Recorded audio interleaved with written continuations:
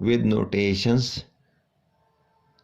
Very easy Aasa ki Vaar in female scale, part number 8.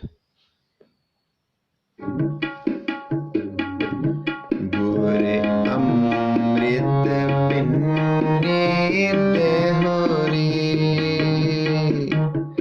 amrit bur ke Ram rare, jinna gurbani man paaya, amrit छक छके, अमृत छक छके, गोर तो हर पाया, चूके तक तके, चूके तक तके, हर जन हर हर होया, नानक हर इक्के, नानक हर इक्के। श्लोक महला पहला।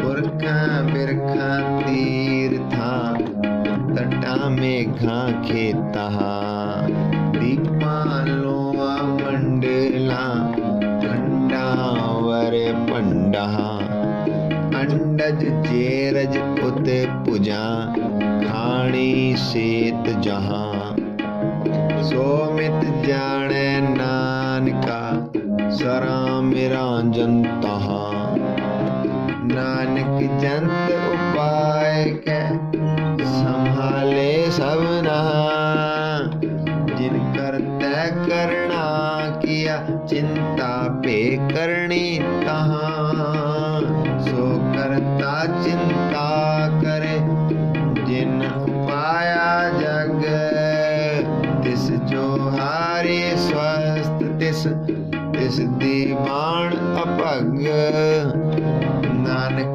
सच्चे नाम बिन, क्या टिक्का क्या तग, लख ने किया चंगियाइयां, लख पुन्ना परवान, लख तप ऊपर तीर्था, सहज जोग बेबान, लख सूरतन संग्राम, रण में छुटे प्राण, लख सुरती लख ज्ञान ध्यान, बढ़िया पाठ पुराण, जिन करते करना किया, लिखिया आवन जान, नानक मति मिथ्या, कर्म सच्चा निशान। पौड़ी।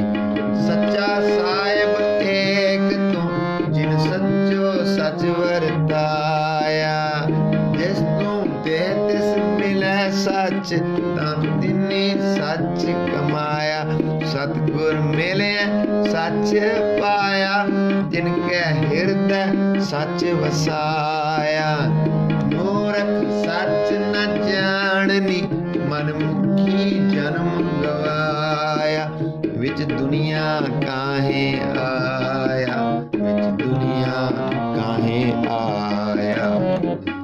वाहिगुरु जी। पौड़ी।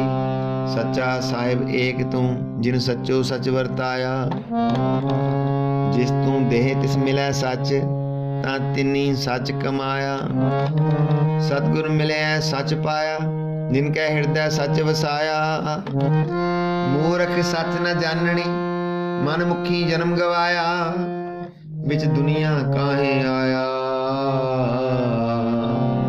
विच दुनिया काहे आया।